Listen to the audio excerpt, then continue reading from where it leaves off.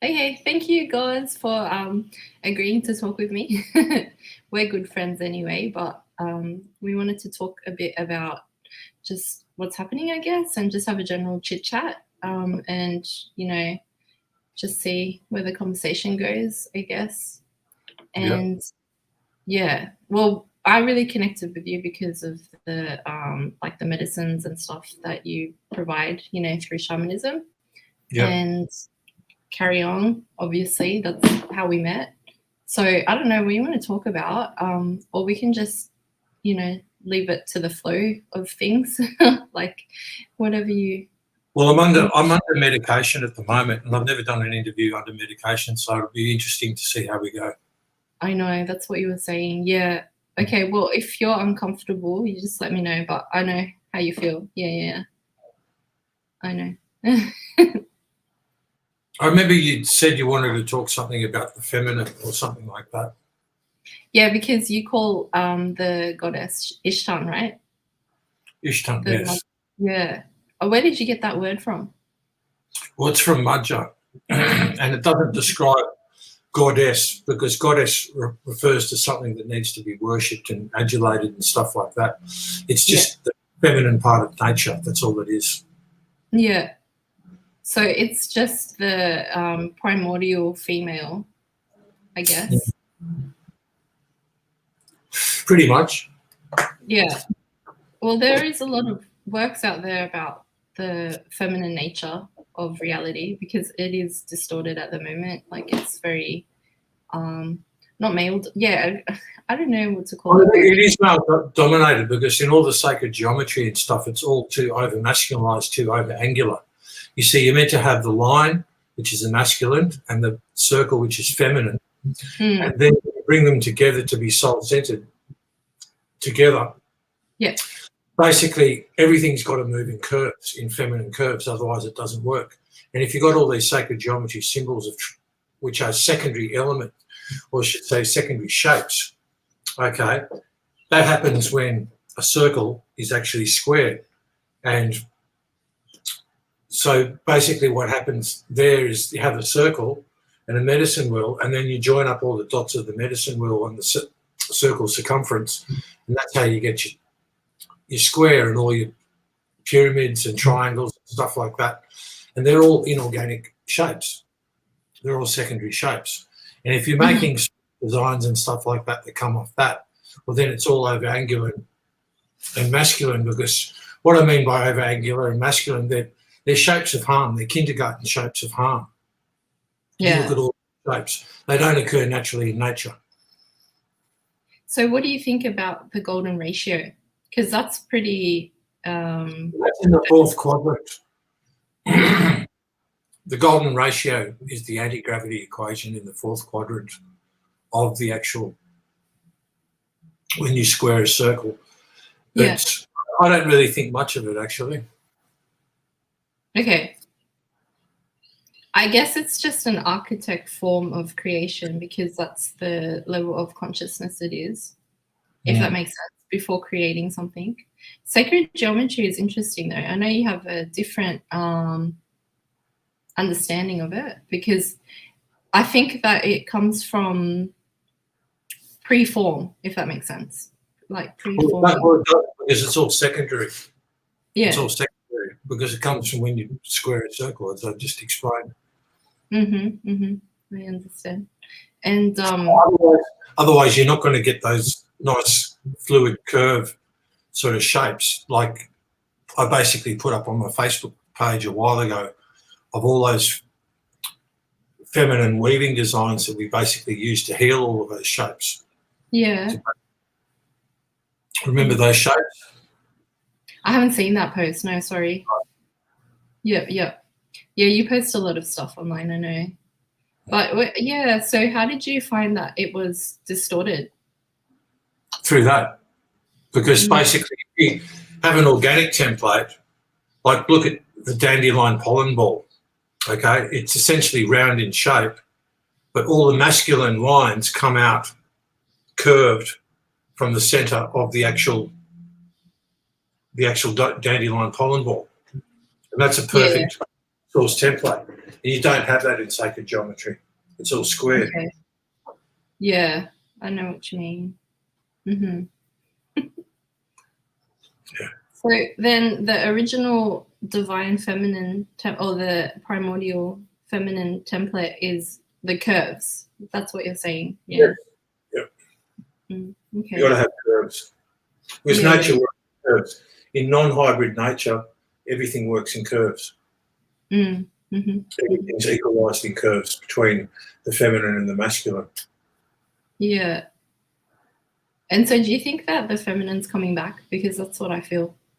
Well, it has to, because it's Yeah. been too much of the male sort of stuff controlled by all the exoteric sort of modules of how we sort of comprehend reality. Mm. It is over dominant at the moment. I mean, it is switching as well, but I think that it comes from the whole Satanism design. Yeah. What is it? It comes from the whole Satanism design, all those angular sort of stuff, Theosophical Society driven. It's all wrong. Yeah. Well, that's because you can't have core molecular sort of components of creation, like as in fractal daggers and stuff like that, in sharp sort of, sort of objects in the most smallest sort of array. Mm-hmm. Basically, you can't create creation with something that's going to do harm. See, those secondary elements and secondary shapes cause harm. Yeah. How do they cause harm, though? Well, look at the shapes of them. So if you're playing, in a sandpit, as a child, and you've got all these blocks of triangles, pyramids, squares, and stuff like that, and you throw them at someone, well, they've got sharp edges and points, don't they? They're objects of harm. Yeah, in that circumstance. But so you are against things like the so pyramid? You put that on the basic creation level, or you're creating things with a template is a template of creating harm. I mean, but what about the pyramids? What do you think about them? They are just a microchipping of the Earth's energy. They're terrible. But you don't think that it resonates frequency? No. Where do you see a pyramid in nature? Well, obviously they've built those from somewhere else. I don't think like. Well, they're all sacred. They're all sacred geometry generated. Yeah. So you're against sacred geometry completely? Yeah, completely. Oh. Yeah, fair enough. I think I know what you're saying, because sacred geometry, even with the circles, they're symmetrical circles, and you don't have symmetrical circles in nature as well. Well, they're all based on all those symmetrical circles come from a compass. Yeah, I know. Or drawn with a compass. But even if you have a symmetrical thing, perfectly symmetrical, there's a saying where if you zoom it in, you'll see the pixelation. So there is nothing completely perfect. So I don't know. Well, that's because anything symmetrical is a copy of something that's asymmetrical in the first place. Because, like as you said, the pixelation in the copy and the paste is not good enough to basically do it. Mm-hmm. There is nothing as like a perfection. Like, I mean, if you look down to the core of it, even sacred geometry wouldn't have a perfect form, even in like pre-form, if that makes sense. So I don't know that it's. I don't know that it's evil necessarily, but it is something that it's just a form of consciousness, in my opinion. Well, it's not the original core consciousness. That's the thing. No, it's not the like total. With the sacred geometry objects, so you look at it, you've got an anagram of sacred, you're scared or scarred. And this is how these black magicians basically play these games as well. Yeah. And the thing is that they're basically they're forging creation rather than creating creation. put it that way. Because if you're not working with the foundational sort of tools, well, then you're not really a true, proper organic creator. Mm-hmm. What are the foundational tools? Well, just the line and the circle that are curved. Yeah. Asymmetrical circle and a curved line. Mm. So then what's your opinion on shamanism, and how does that tie into sacred geometry? Do you think there is a... Well, it doesn't tie into it. That's the whole thing. No. Proper shamanism, original shamanism, New Age shamanism is a completely different thing. Mm-hmm. It's all based on this stuff. So this is the thing, the whole New Age movement is basically clouded and covered up all the original shamanic stuff. That's why I said it's Theosophical Society driven. All the different There aspects. is a lot of esoteric knowledge that is theosophical, I do agree. And there is a lot of distortion about knowledge. But well, then they're the ones who have been driving it, the whole thing, the Lucius Trust. Yes, I've seen that. But ultimately, if you're looking at Trinity or unity consciousness... Basically, if you want to bring back the feminine, you've got to bring back the curve, don't you? Yes, you do. Yes, definitely. And if you're having all these sacred geometry sort of rigid, stiff and rigid sort of templates, you're not going to be able to do that with that. Okay. I don't know necessarily that sacred geometry itself. I mean, because if the primordial spirit is feminine, I don't think that it's completely evil or masculine, or not that masculine is evil. I know what you're saying, though. It's a distortion, though. You're working from the wrong template. My opinion is that I think that the esoteric knowledge, I think that's been distorted, not the actual... Well, the whole thing is it's been reverse polarized. They've got the whole of nature, and then they split it into duality, into two parts, and then they reverse polarize the duality. And that's what makes the world a satanic world. That's what makes everything inverse.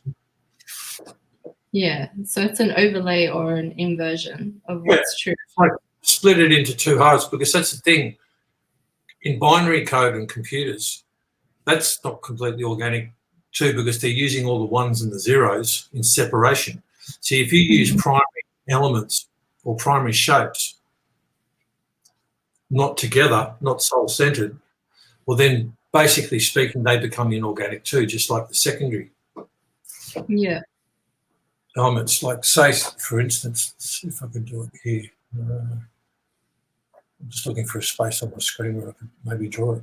Because if you've got the circle, okay, and then you put two crosses through it, two male lines, and then you join up the circle where the lines, the circumferences hit, that's how you create the square. That's how you create all the secondary sacred geometry. That's how you create sacred geometry templates, figures, shapes. But, I mean, you mentioned the medicine wheel. Isn't that based on sacred geometry? No. No, it's not. The medicine wheel comes from us, because we've got a medicine wheel here, like the main medicine wheel here is in your gut. See, there's an essential circle there, and then there's the medicine wheel going as above, below, as in front, from side, so behind, or from side to side. Okay. Yeah. And we've got medicine wheels all over our body, you know. Our feet, behind our knees, down, in our prostate sort of area, behind the solar plexus, the heart, the throat, and there's all these ones on the head. They're all over the whole body, really. And they're magnetic medicine wheels.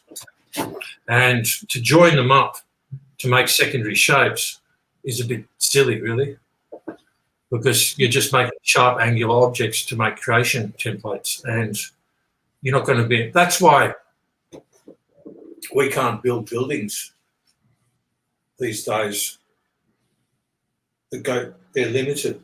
The architecture and engineering and building of the buildings themselves are very limited because of the architectural template designs we use for the engineering of the structure.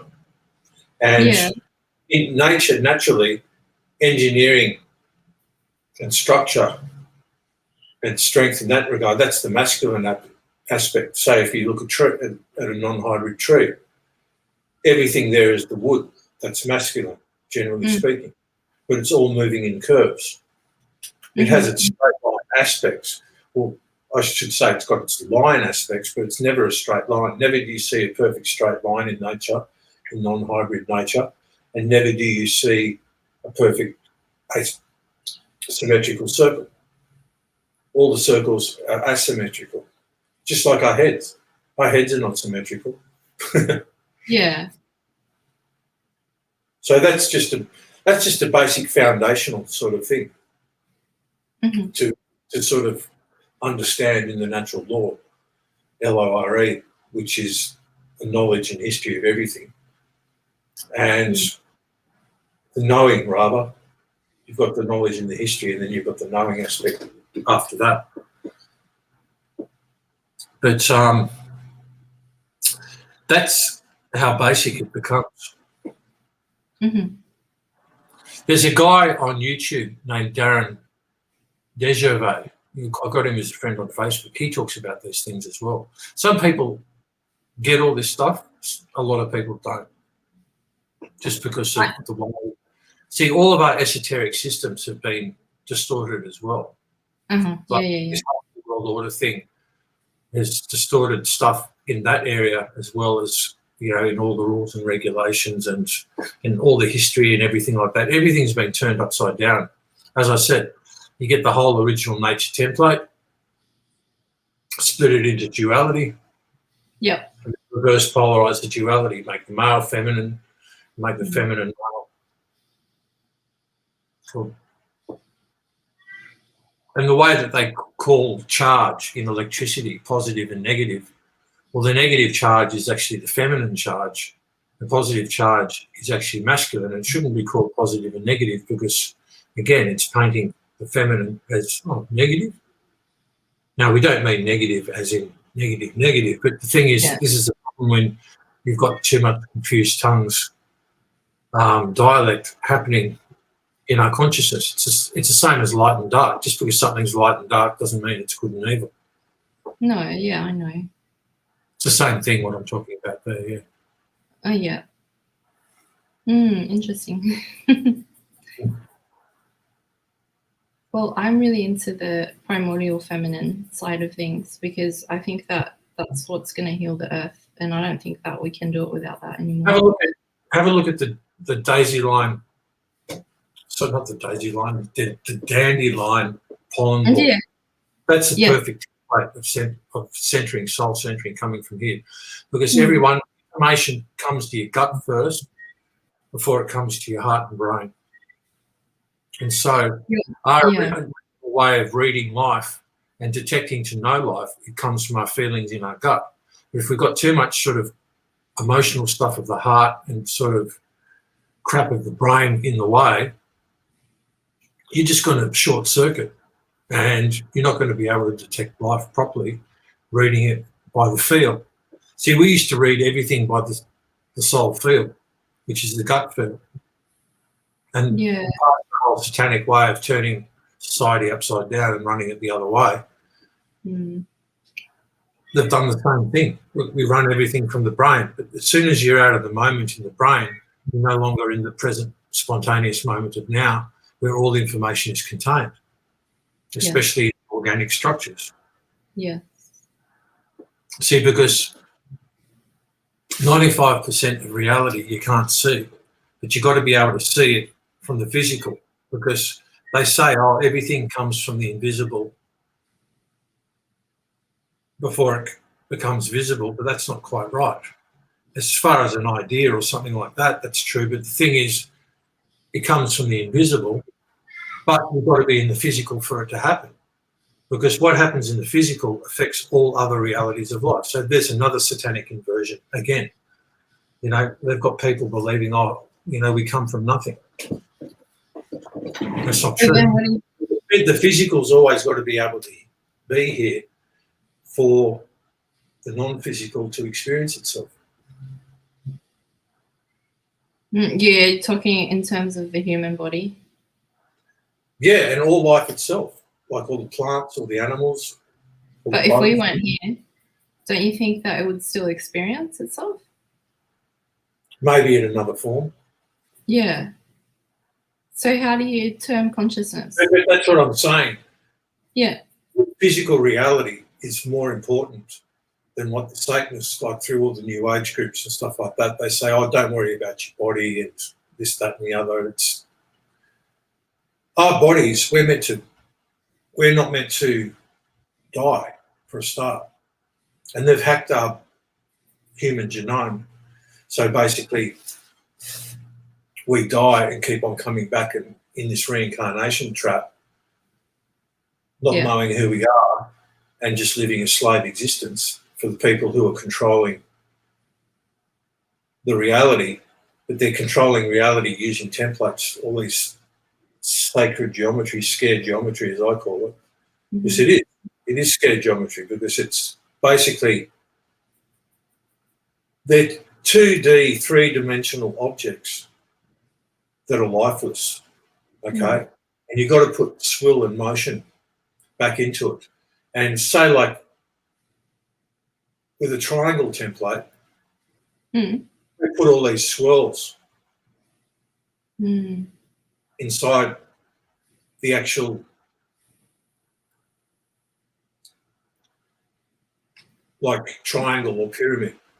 And we put all these bows, rounded bows, inside the sharp edges of the actual triangle, pyramids and squares, so it basically doesn't become an object of harm anymore. And so what I'm talking about is very ancient shamanism that not many people know about. Where's that stemming from? Well, just my life study and also my past life and stuff like that. I draw information from a lot of areas. And I've always used my field better than my brain. I'm better with my field than I am my intellect. I only make sure that I get my intellect to a reasonable level so people with intellect can sort of comprehend what the fuck I'm talking about. Yeah, I know what you mean. You're more intuitive. The thing is that the more, like, I've got a degree at university, I've got a degree in contemporary music, but the more sort of indoctrinated that you get with sort of intellectual sort of stuff, the more that you move away from the gut. This is for most people, not all people. But this is what happens in the conditioning, in the programming, in the mind control.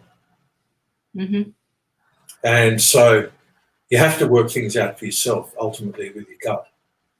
That's what it all comes down to. And the more indoctrinated you get, the more into a closed system of all this stuff that we've been given, because we've been intellectually colonised since birth, as Steve Hughes would say, you know, in the sense that we're given all of this information that's external to us. Bombarded at our brain that this is this and this is this and this is this. But in the language of our communication, especially in Romanized lettering, see, originally all the hieroglyphs and glyphs and things like that actually suggest a sound for your voice to mimic, and then it becomes light language after that, okay? Because light is an extension of sound. It's not just light language by itself. It's all done with the third eye and the brain and stuff. It's not all cerebral, no. It all comes from the sound.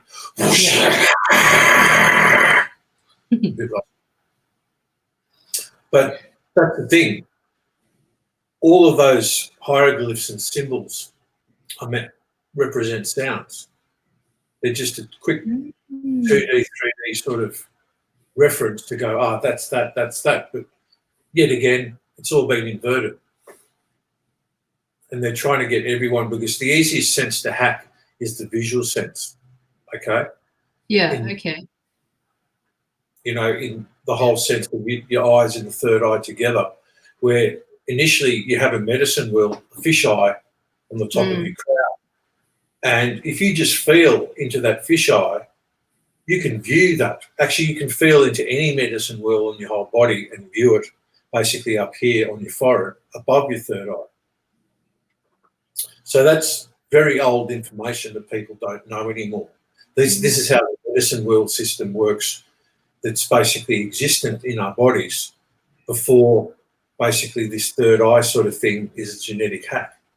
Because the reason why the third eye is a genetic hack is because our pineal glands are meant to be a fine frequency antenna, like you see on Teletubbies and stuff like that. That's where they get all the ideas from this stuff, from past forms of being. Yeah. We had, you know, sort of like a gyro sort of antenna here, along with our stargate and our fisheye. And once you see out of the fisheye, I don't know if you remember that fisheye picture that I got from Carry On, right in the centre. The soul centering image, yeah? Yeah. Remember that? Yeah. That magnetic fisheye. I've got it somewhere on my computer. It would take me ages to find it. But, yeah. But basically, it was a magnetic fisheye at the 13th hour of the day, which is 1 o'clock, on a good sunny day when the sun was over. And a friend of mine, another shaman, Wayne Anderson, took that picture when he was centering. And it shows a whole...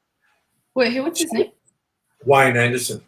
He's not that archaeologist, is he? Oh, I know him as a shaman. He would know archaeological stuff. Oh, no, okay, because there is a Wayne, I think it's Anderson as well, that knows about the glyphs, yeah. Wait, I got him on a video when I met him. Oh, okay. At the beginning of the lockdown. Oh, no, sorry, no, different Wayne Brennan. Don't even bother. Yeah. And anyway, he basically captured on film this magnetic eye, that you can see this magnetic eye, your fish eye, and you can actually transfer it over to here once you get good enough, you know. See, I don't see third eye stuff anymore.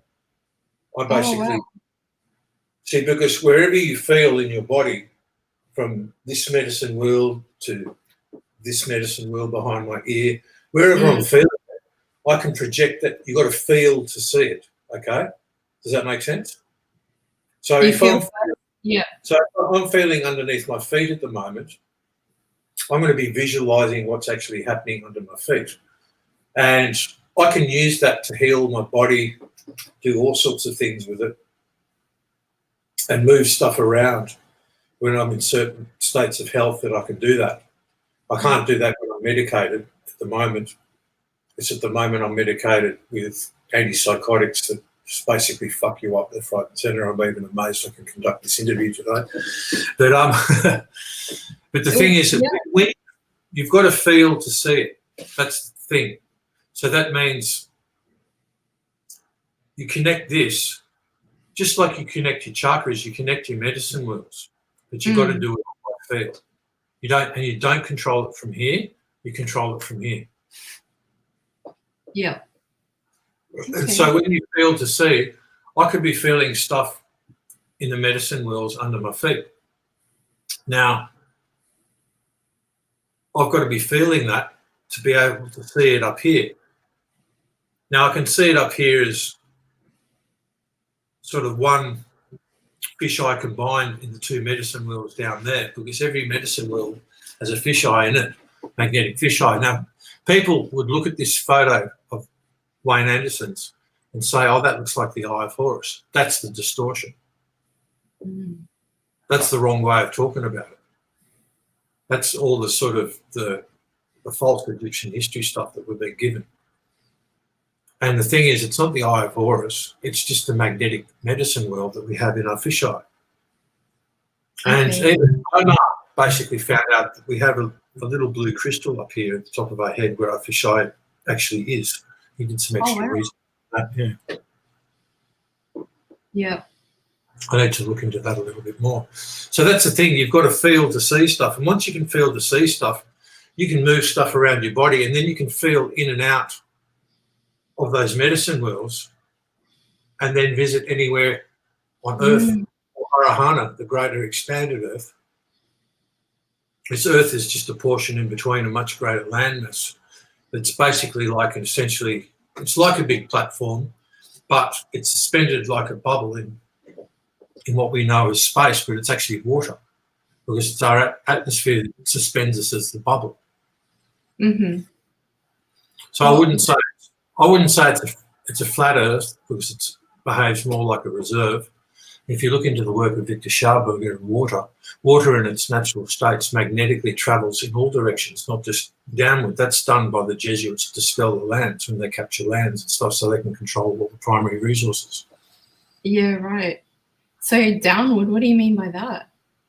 Well, like water as in flowing down a hill. Sure, it flows down a hill, but water in its natural state, when it bubbles up from the ground, it travels.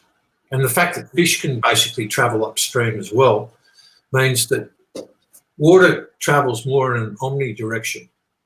Yeah. It's omnidirectional. And once you start tampering with all of that, it just makes, and you've got too many fractal dagger generated, Fibonacci, it's like the flower of life template you see too in the New Age. That's all wrong too, because it's all done with compasses. It's all symmetrical circles. It's more like a daisy of death. The angles are too the angles are what? Too acute. Yeah, but that's not a New Age thing. Right. This circle, the flower of life, is an ancient symbol. Not that ancient. It's not right, because you look at it, as I said, it's done with symmetrical circles. You've got to use a compass. It's all related to Freemasonry as well. It's all the same system that they've got, from Freemasonry and all the secret societies to the New Age. That's why I say it's all theosophical driven, because they use the theosophical society to drive all of the New Age stuff worldwide, so people will be using these systems. Who cares about whatever bullshit sort of garnish you got on top of it as far as words are concerned, because we're all speaking confused tongue languages now anyway. Yeah. Because all the confused tongue languages are the same. They get the original language, which is Magyar language. Okay. That's all sound-based. And before you actually had the monotonal sort of languages, even Magyar language, it was all music. And all you do is you euphemistically express and communicate yourself through the actual music of the language.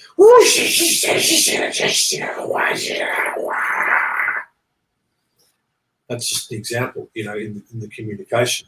So it's a very different, it's more of a feeling-based language. So back to what I was saying before, you've got to feel to see it. And once you can feel to see it, everything opens up. And then once you feel inside and out of that, you can basically get to any aspect of Anahara you want.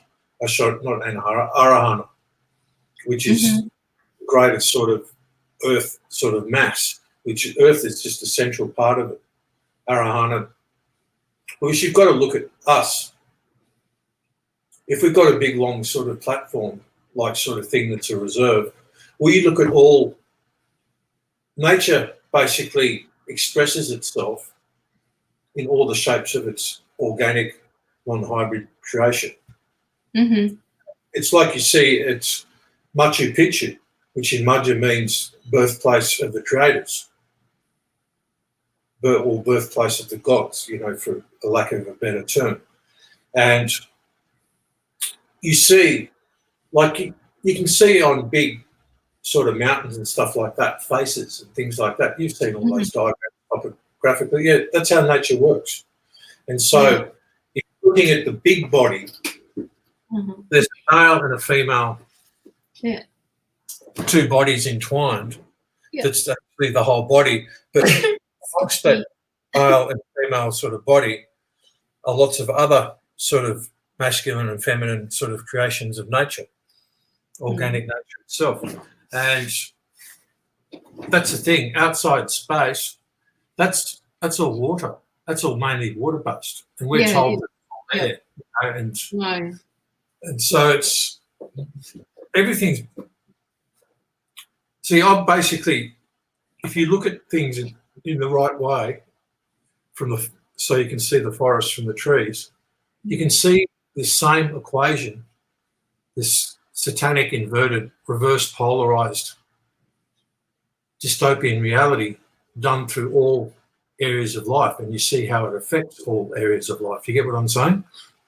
Yeah. It's a different way of looking at it all. Mm-hmm. And once you see that, it makes things a lot simpler. You see what's a distortion and what's not a distortion very, very easily. Which all you got to do.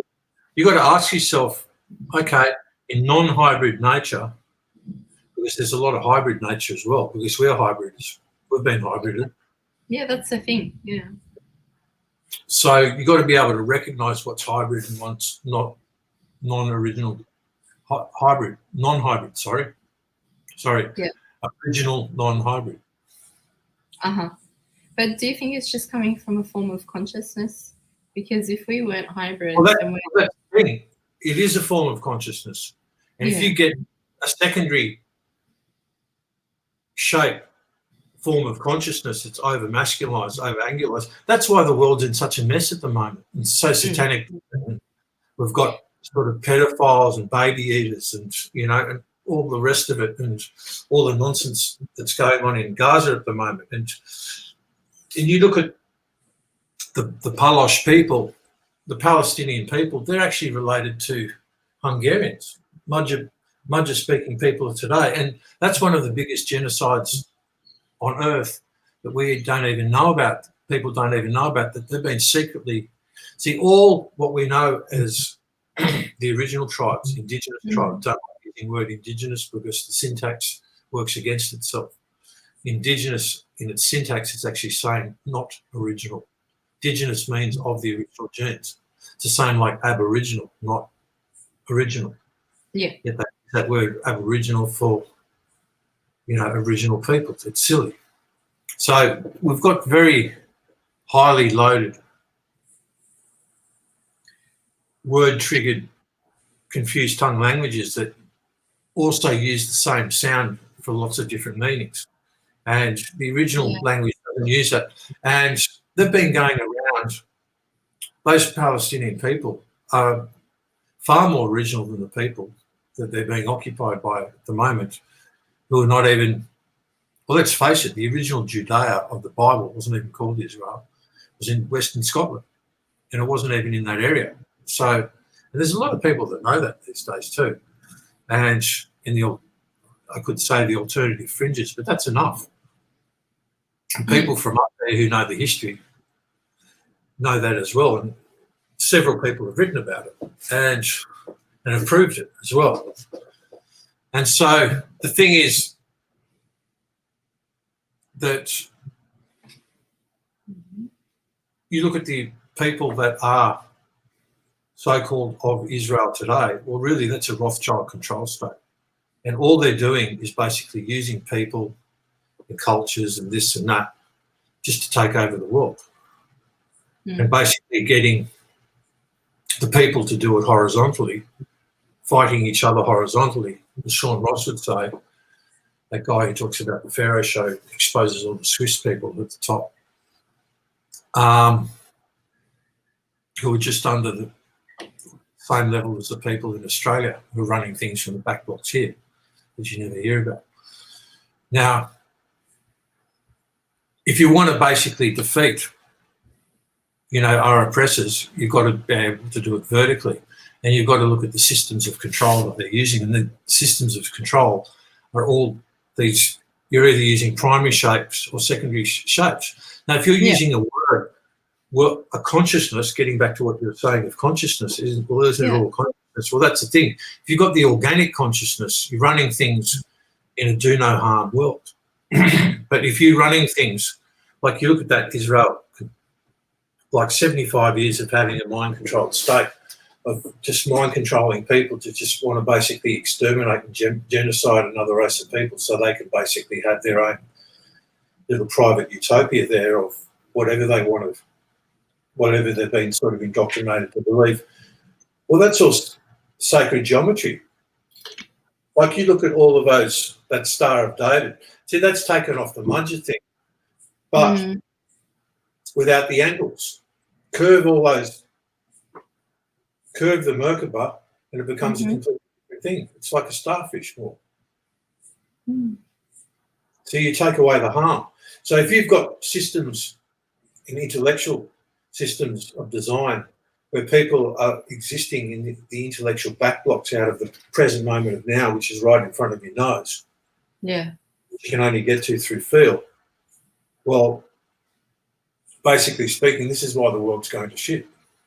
Because if you control if you control the information source where everyone forms their consciousness from, Yeah. like I said, they've got this full intellectual colonialism sort of design going on, telling you what's this, and you've got to seek salvation in external things outside of you in order to know stuff. No, wrong.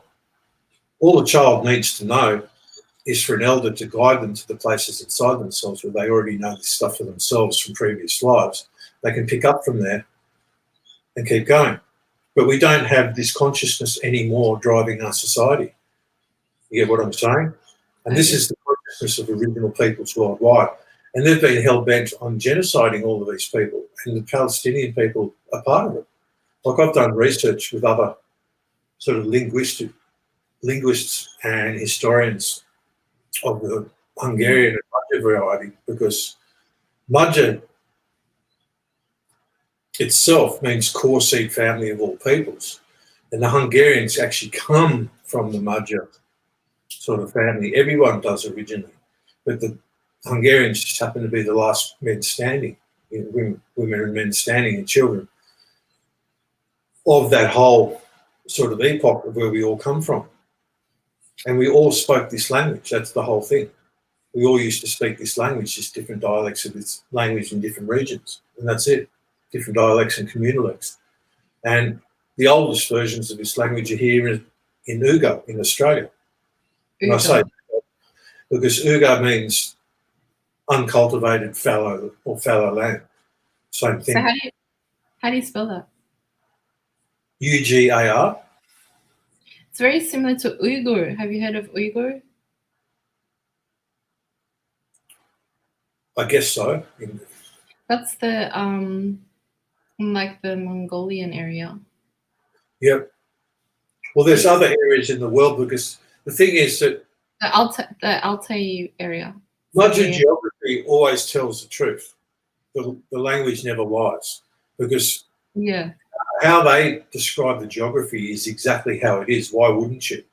In English and other confused tongue languages, they cover the meaning up of certain trees and stuff like that, like the Kayanana tree, which is the Moreton Bay fig tree here in Australia, because people don't want to know that it's just, well, the conquering colonists don't want people to know that it's a spirit tree. It's a mother spirit tree. That's what it means, Kayanana.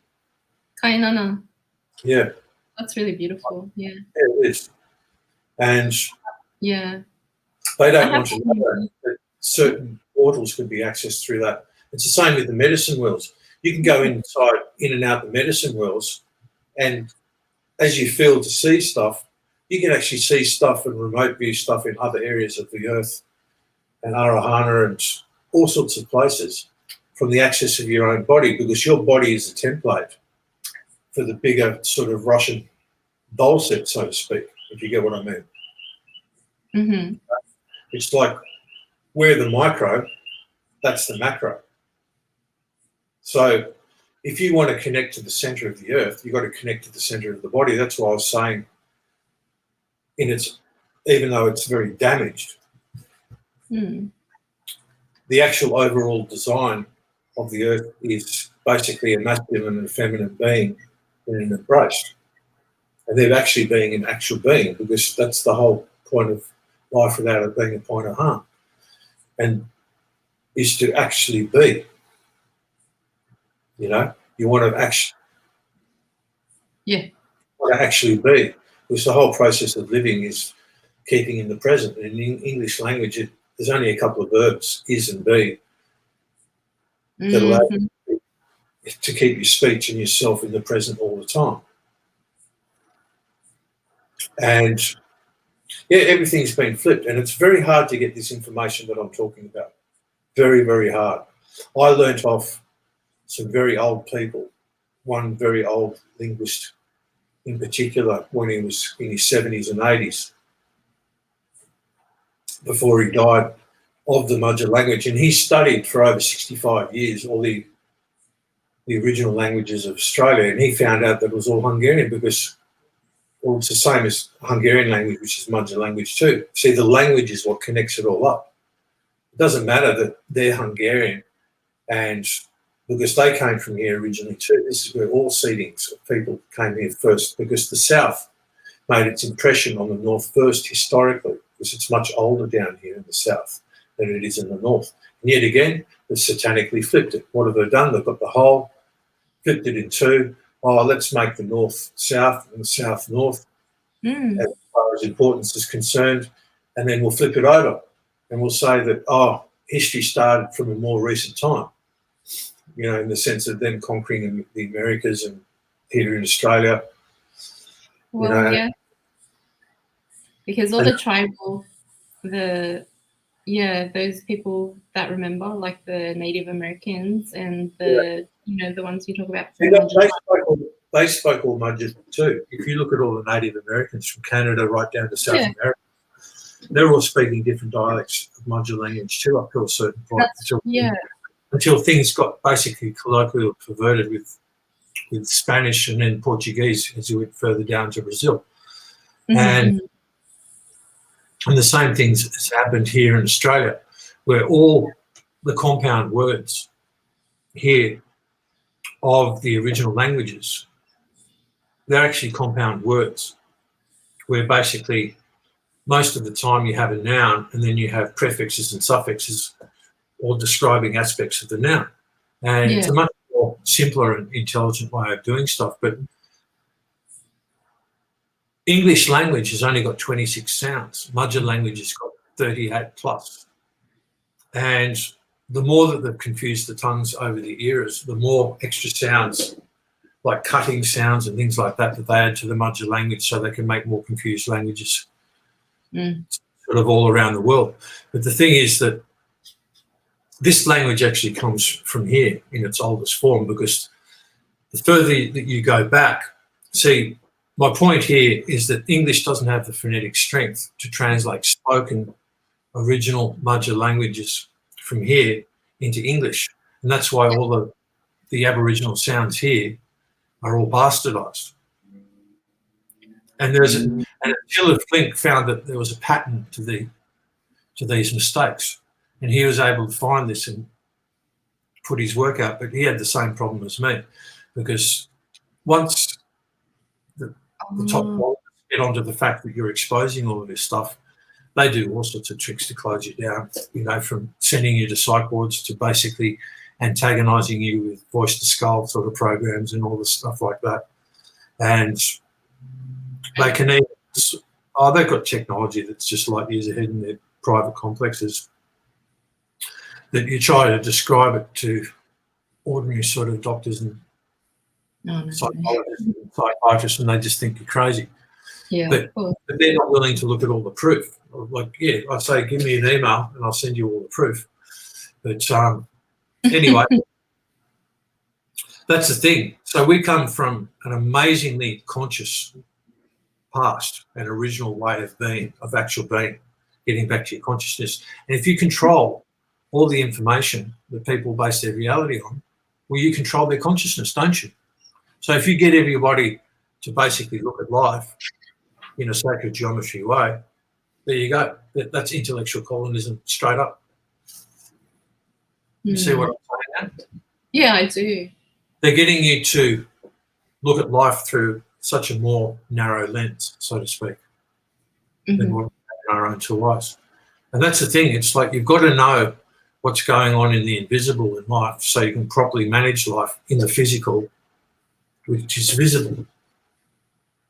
Yeah. And if we had our fisheye access, we'd be able to do a lot of that. And also, our DNA is not actually our real genetics. They're actually code locks on our real genetics, which are our chromosomes. Chromosomes are the real genetics. And once you do enough soul centering, you can break off those locks of the DNA code locks, so you can access information from the past. So what's the difference between a chromosome and DNA? Well, DNA is like coded locks on top of basically the actual chromosomes itself, the actual genetic material, the genomes. That's the right way of saying it. So that's the core. The chromosome is the core genome. Is that what you mean? Yeah, that's right. That's right. So it was only in the 1950s that the word DNA started getting bandied around by a couple of eugenics sort of professors and stuff like that. See, they've very cleverly worded everything and sculpted everything to get everyone to think in a groupthink sort of way about certain things, where if you do too much thinking, thinking's not too good because you're not connected to the here and now. Okay? If you're doing soul-centered meditation, so if you're doing normal meditation, you're just watching your thoughts go around and you're just observing. And to be in the process of observing is a good thing, but you want to observe more than just your thoughts. How about you just observe life full stop, just feeling it all from here and feeling it to see it from anywhere on your body. And then you can flip inside and outside stuff. And there are whole sort of omniverses that you can see that start from your eyebrows, because you've got medicine wheels here, here, all along here, the center line here, like your mohawk here. Your eyes, you can view stuff. As I was saying, you might want to view stuff in your 2 feet, where there's medicine wheels. There's a medicine wheel here. There's medicine wheels in your toes. Same with your fingers. Same with your hands. Yeah. And the thing is that once you connect that all up and you actually feel to see it all, you can move things around. It's like you've got a dashboard in front of you at the top here, and you can just feel to see stuff, merge stuff in and out. It's really quite incredible.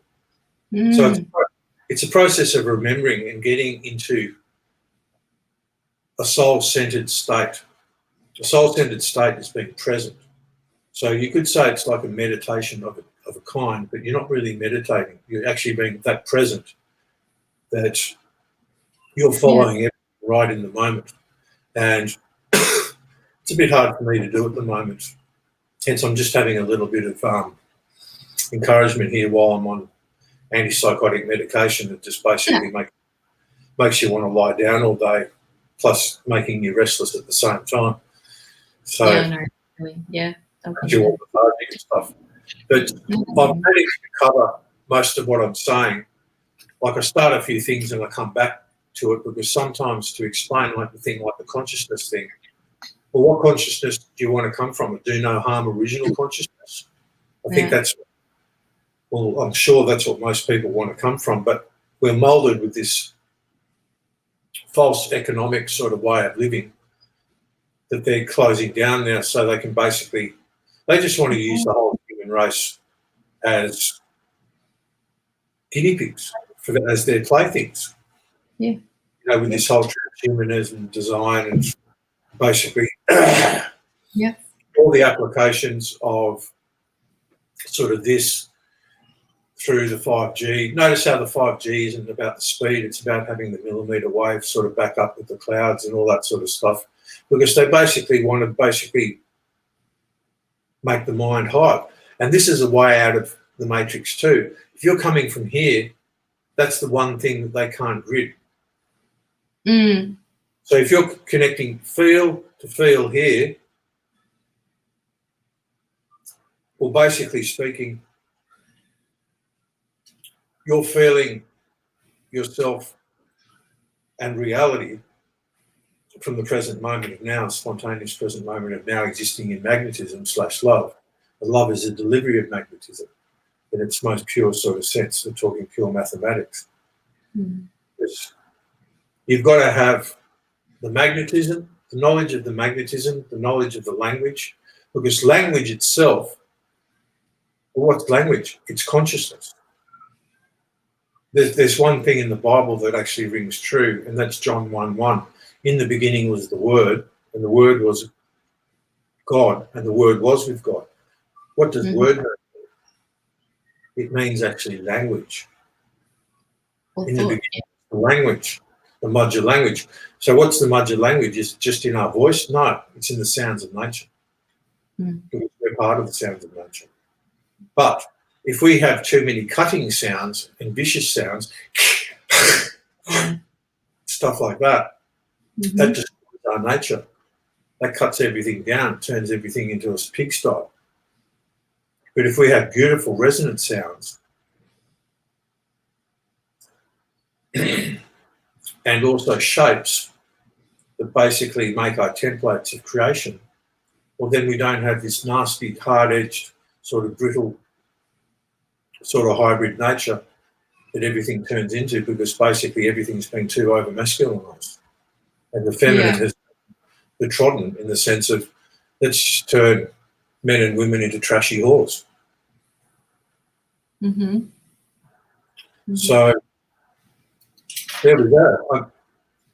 I bet you or I didn't expect me to have a talk like this today, but No, as you can see, I'm talking about this whole concept of like the difference between the organic and the non-organic of the sacred geometry. But sure, once you've got the sacred geometry up and running, you can make a lot of floral patterns and designs, but it's of that, it's sort of like a copy and paste. It's a bad copy and paste of the original thing. In the sense, like it's limited as how far you can take it. It's a good build. It's a good exercise to learn all that stuff, but then what you want to do is go beyond it, you know, to the core value. Just like the Magyar language, there's more to the Magyar language. Where does the Magyar language come from? Look at what Magyar means in itself. Magyar means core, seed, that's the Mudge. Family of all peoples. Is like flowing water. Like Yara, you know, as in river. Okay, but it's actually got a deeper meaning. It's always coming, it's always going. And the thing is, Magyar means core, seed, family of all people. So that's where the languages come from. And so we did have a core seed family of all people that are still here on Earth, but they've just been all split up into different bloodlines and families now because they don't want that beautiful sort of. See, they want to hide the fact that we do come from creation, because the people who are controlling things are, at the moment, well, they're far from perfect in the sense of like, they don't want people to realise that perfection can be attained in that sense. It's only in the way that they can control it as psychopaths. I think they're trying to control the feminine. It's to do with the feminine, yeah. Because you got to put the feminine first in nature so everything can flourish. I'm just talking about it in an organic horticultural sense too. You know, you've got to make sure conditions for women and children are ideal. And if they're not, and you're basically having all these sort of tunnel dwellers who are fucking abusing all of this sort of stuff, you know, women and children in the world, well, what more can I say? I know. Yeah. Well, it's just a definite attack on the female principles in life. Yeah. Exactly. Because if you're putting this on YouTube, I'm just making my words very guarded at the moment, as in how I'm describing it. Yeah, I know. We know what you're talking about. Yeah, I think there's two timelines happening at the moment. It's the feminine and it's the whole technocratic agenda. Oh, yeah. Yeah. Because that's what happens. Because once you get the whole, get the dandelion pollen ball, and then you split it into, and they square it. A good way to unsquare it is to basically put another dandelion pollen ball on top of the other square, and use a four-leaf clover to assemble the actual the square itself, like the cover cube. Okay. Because cover in Magyar means under illusion or drugged. See, yeah, that's what it originally means. And they basically got everyone under the illusion of Kabbalah. Yeah. I haven't Where, studied. Yeah. see, the way that Kabbalah works, it needs a certain amount of organic pivots to hold their circus tent down so they can charge admission and create their 10-bob side alley freak show of life and what it is in the Matrix, where everyone lives this horrible economic mundane existence. And I think they're also controlling a lot of things that have to do with the original knowledge about the sun. That's like a big thing, yeah. There's a good chapter it's the best work of Churchwood stuff I've come across, James Churchwood. In the Cosmic Forces of Mu, Volume 1, it's got a whole chapter on the sun, and it was translated from the Nakal tablets, which is an early distortion of Magyar language, but it's very, very close to the original Magyar language. That Attila Flink translated even further, and it basically says everything on the sun, and it tells us how the sun is magnetic and it's not thermally hot. And the only thing the sun rays hot, like say it's okay, Australia Day here today in Uga, and it's quite a warm day. But the only reason why we feel warm is because of our atmosphere. The oxygen is what carries the heat. If we didn't have oxygen, we wouldn't feel the heat of the sun. So through the oxygen and photosynthesis process, and they want to demonize carbon. See, we're all carbon life anyway. We never used to be all DMT based. I should say silica based life. But that all changed as well. And they've covered up all the history so well. It's so difficult to get all the core foundational materials so you can actually describe this all again. That's why I go so far back. Because how are you meant to understand, to understand everything if you don't have the basic fundamentals? So that's why I do come from the basic fundamentals. And once you've got those basic fundamentals, you can look right across all the different society to see where everything's sort of fallen off. So you can trace everything back to the source. Yeah, the fundamentals. If you don't understand them, then that's where you get confused. Yeah. And it's unfortunate for a lot of the New Age people because they haven't been taught anything else. And this has been designed over the last 5 to 7 decades. Now I'm 55 years old. Well, more than that. I'm I'm one of the last sort of people that grew up in a time where there was still some smart stuff happening, as far as core values and knowledge. But even then, by the time the stork dropped me down the proverbial chimney, things had already started changing in that regard, because I was born at the end of the 60s and already that was a time of, sort of revolution in a lot of senses. But also it's all been these controlled revolutions by the elite as well. I know. I think the Industrial Revolution has really caused a lot of harm. That's really the thing that's transformed.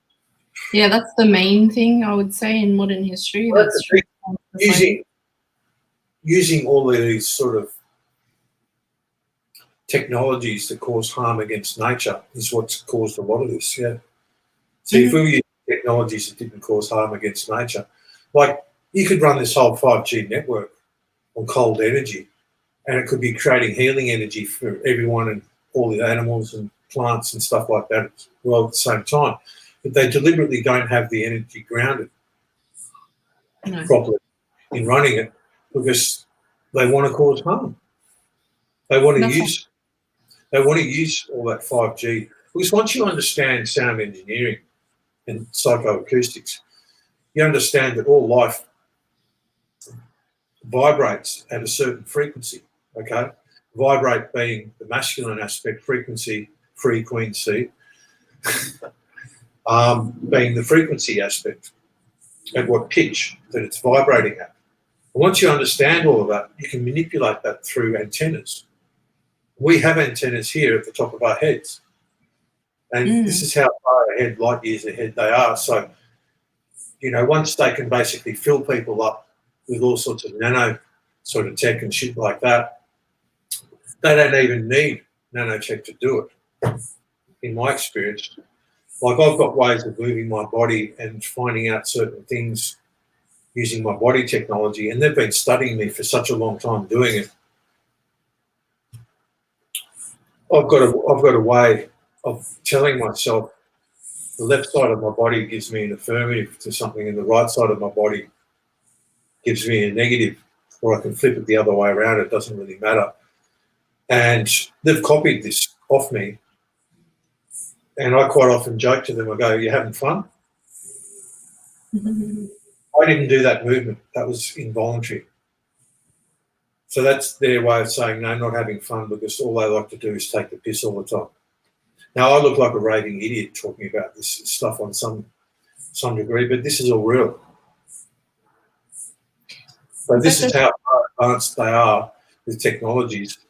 And they think that I'm discovering all the ancient stuff. And so they're thinking, okay, we'll piggyback on the back of him and see what we can copy off him and use that against him and other people like him. Well, yeah, they can't access that primordialness. It's not possible. That's why they have to hijack it. There's a lot of hijacking going on. That's right. They hijack it off us. So that's why with the whole 5G thing and the frequencies I was talking about, the more you operate from here and less from here, they're not going to be able to sort of make their sort of mainframe of virtual reality by basically, taking the human experience and putting it into virtual reality. Yeah. Well, apparently a lot of psychics have seen it. Well, being controlled from the virtual reality domains, The virtual reality of like the overlay and the distortion. It's like when I'm going, "Oh, you having fun now?" No, they're still not having fun. Now, someone could say, "I deliberately did this," but look how spontaneous that was when I actually asked it, because I didn't actually move that. And sometimes they're taking the piss, sometimes they're not. At the moment, they're not taking the piss because they don't like what I'm saying on this interview, even though they thought I'd probably stuff it up because I've never done an interview on antipsychotic drugs before. So I'm just organicing myself up just a little bit as I do it. They're doing good, yeah. But I think that's got to do with the hybridization of the body, the involuntary movements. It could be technology too. Well, they're using technology because they can do it with any part of my body. They can do it with my hands. You having fun yet? So they're actually going with it. So they just did it with the elbow instead of the hands. So it can just be any part of that side of the body. They could kick my toe, do anything like that. So I'm just telling people that's the level of technology that these people are at. Yeah, I know. And I've been dealing with this and voice to skull terrorism and all sorts of stuff that basically lands me into psychiatric units and stuff like that, because they're sadists. They like playing the sadistic game.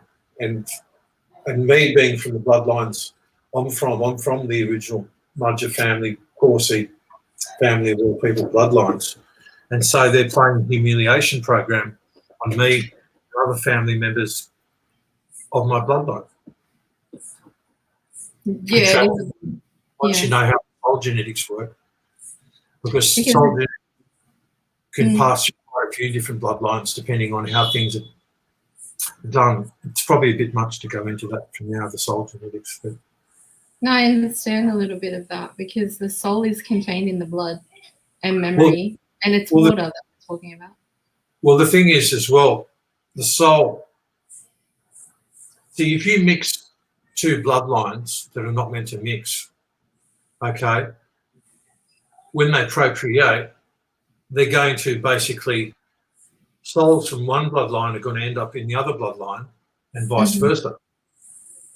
So as those bloodlines mix further and further, generation after generation, you're going to get a lot of souls passing through bloodlines that have been hybrided, that shouldn't have been hybrided in the first place, that are going to feel so away from home. That's why a lot of people in this day and age, not everyone in your family you can believe is your actual blood family, because they act completely different to you. Like in a lot of people's families, you get sheep, and you get a lot of people, some people that are woken up, and that creates a lot of division in families too.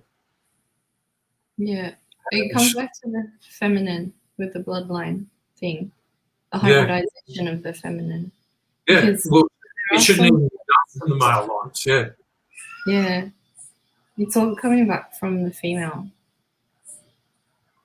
Especially within shamanism, if you study it further, like you have, I mean, you know, it is coming from the feminine. Everything is coming from the feminine. Right.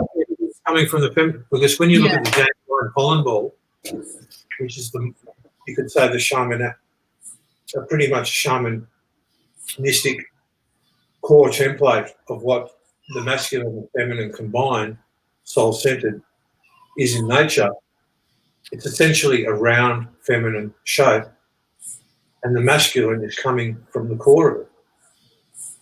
Yeah, right. So you don't get that in sacred geometry, in the secondary shapes. Mm-hmm. So you get the square that is made from joining up. Okay, here's our circle. You know, look at an iron cross even. You know, that's close to it. You know, forget what it means in that sort of sense. It's all stolen from four-leaf clover stuff and what have you. Because if you look at that, you're using that as radar. You know, I use that as radar, especially like a Celtic cross. Yeah. For lack of a better term. And you can put the dandelion pollen ball right in the centre of that Celtic cross to make it asymmetrical. Mm-hmm. And basically speaking, you need all of that sort of stuff to envisage all the right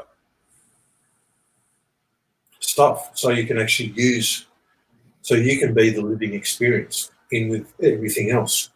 That's how this place is made to be, but unfortunately we've fallen so far off the track, it's just ridiculous.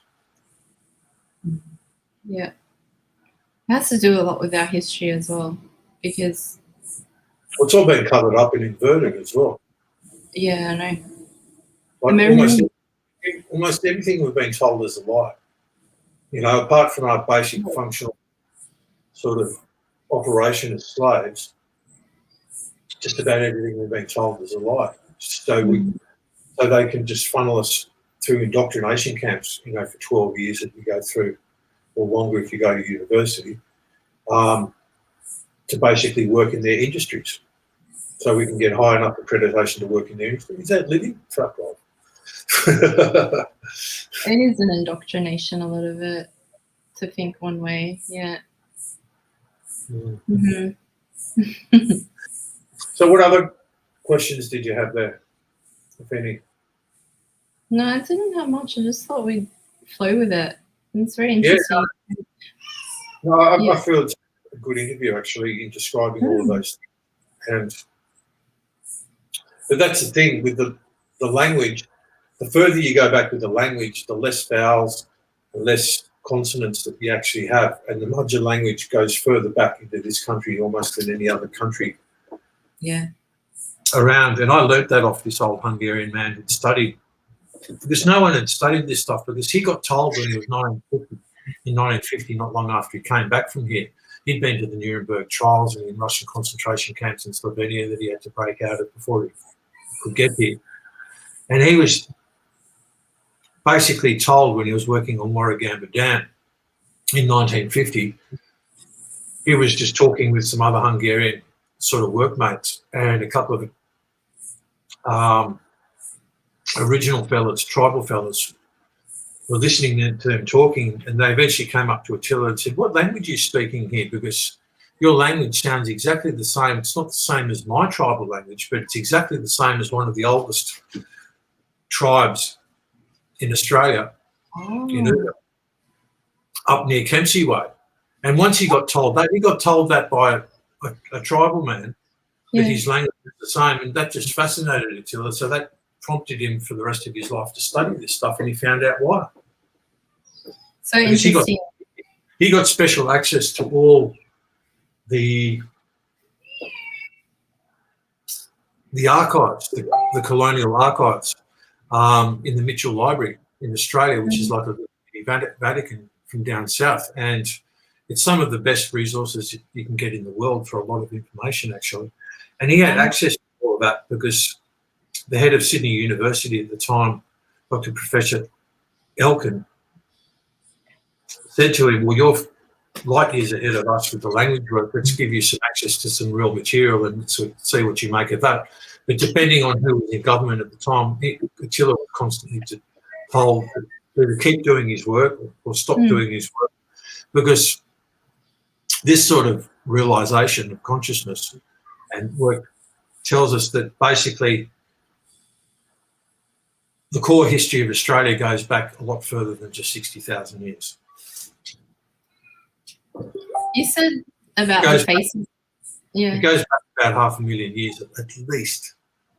It goes even longer than that. And so this is the thing, and the top brass know it in the secret societies and stuff like that it's all fraud. And they've given all the Aboriginals today all this colonised language, and most of the original tribes that were here, most of them have been genocided off anyway.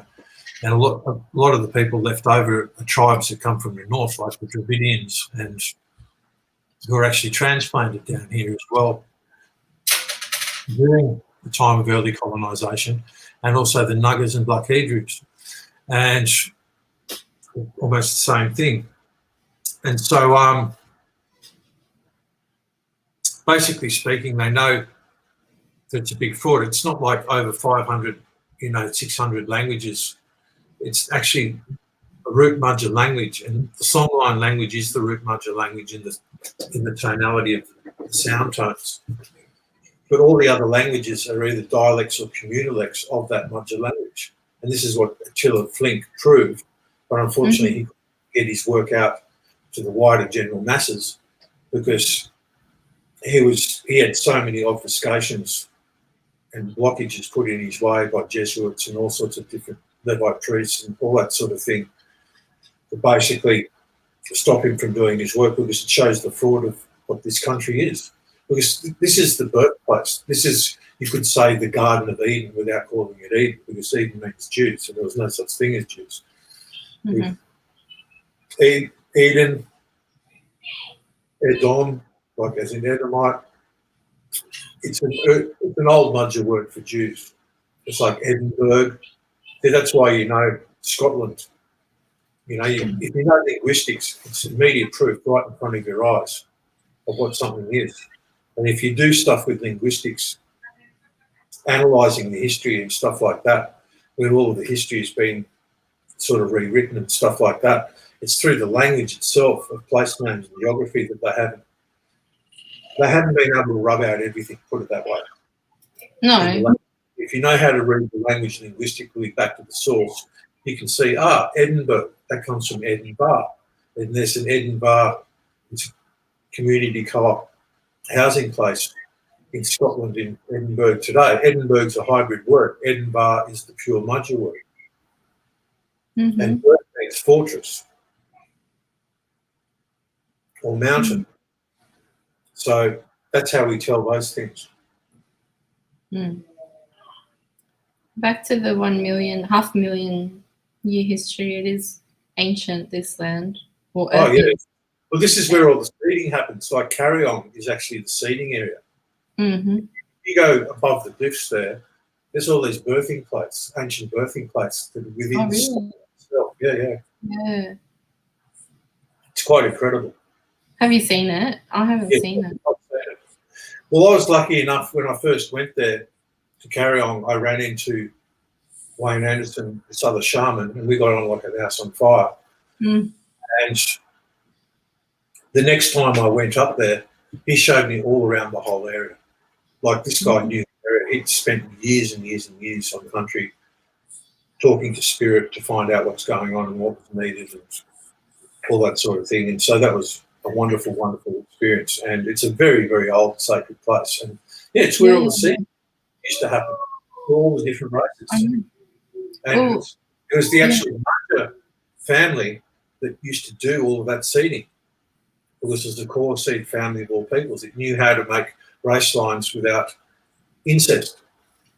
Mm-hmm. Like the whole sort of Enki and Mill story, which is a big subjugation on top of basically what's the original Magyar story.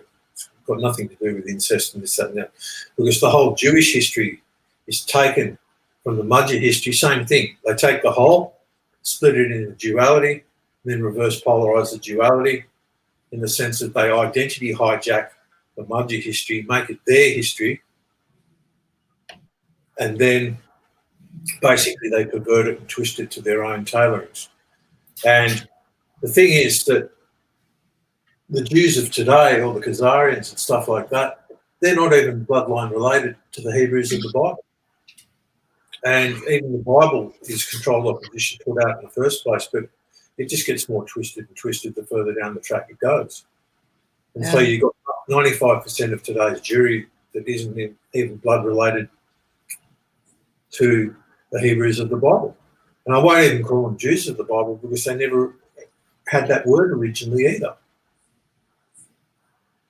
In the King James Version, a lot of Christian things that Christians think that's the knees, but that's just another distortion. That all came through the Rosicrucians, you know, through Francis Bacon, the spear shaker, and Christian Rosencreutz. They're both the same person, just different coded names. And it was all an extension of the Rosicrucian Society that basically got all that knowledge off the Moors. Off the who? And the Magyars, yeah. Yeah. Mm-hmm.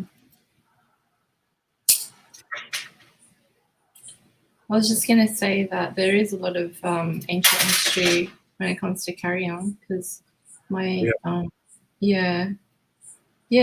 just a lot happening there actually. A lot of traditional, I was going to mention my mentor, but she has like one story, a lot of stories there, a lot of song lines that conjunct, I think, at the glyphs. And they're erasing that, more importantly. Like even the actual glyphs they're erasing, but more importantly, that's what they're doing there. Just because you've got a whole heap of, you know, there's one group. See, from what I can see, I'm not going to say what the names are, so I don't want to start an all-out war. But what I want to do is perspective things, forests from the trees, because there's one group that are not attuned to the land because it's not their land in the first place. It's not part of where their beginnings come from. They're happy to sell it off and make redevelopment and stuff like that. But for the others that do still have spiritual connection to the land, well, it's another thing entirely. And so that's the thing. And what can I say? All the original tribes, I mean the real original tribes, most of them got genocide and decimated. Yeah. You know, in the early years of colonisation here. Yeah, absolutely. There were definite plans. It's like what's happening to the Palestinians, you know. Same here then, and before that they were doing it to all the Hungarians as well to colonise them. Yeah. Most of them are colonised today. Not all. But and the ones that are not colonised would agree with me because I've talked to enough of them to find out the feel of what's going on in that regard. Yeah. What I learned off Attila Flink. We have to talk more about Attila Flink. I think he's very interesting. But we might have to leave it for now. Is that okay? That's fine. Yeah. Yeah. It's been a really interesting talk, but I want to talk about Attila Flink and more of the linguistics maybe next time if you want. Okay, sure. Yeah. Well, that'd take a whole show in itself to do justice to that, to do that properly. Yeah. Well, yeah, and especially the link with Carry On. Did he have a link? He had one, didn't he? Well, yeah, certain links because Kangi Yangi, which is pronounced in Magyar Konzsonj, that's right next door to Carry On. And it actually means Sumerian kingdom. And it was the Sumerian kingdom first here in Australia before they had a Sumerian kingdom in Mesopotamia. So that's something in itself. Okay, we'll talk about it next time. It's very interesting stuff because I don't know about that. Yeah. Okay then. No Is problem. that Yeah. good? Thank you, Goz. It's been really good to talk with you. Huh? Pleasure, Gulshan. Yes, thank you. You're one of the few that can pronounce your name. Huh? Yeah. No, it's good. Yes. I should say to everybody, that's your name in Turkish, isn't it? Yeah, yeah. It's probably an old name, I think. It's Farsi.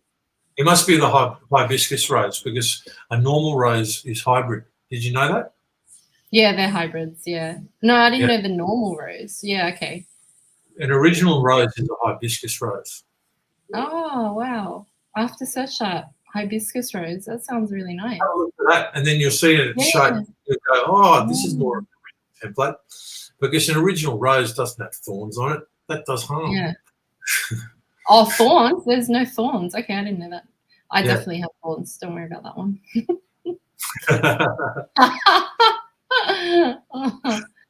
Okay, I'm gonna check that out. Thank you, guys. Oh, no okay, worries. take care. And don't stress out too much on your current situation, I hope. My medication, yeah. Yeah, you're doing well. You seem better than last time that I saw you. I've got to keep remedicating. My plan worked. Your plan worked. Okay, good. All right. Mwah. Thank you, guys. Okay, ciao. I'll post it on YouTube, okay? Okay. Take care. Okay, send me a link to my inbox. Thank you. Yes, I will. Bye. Bye.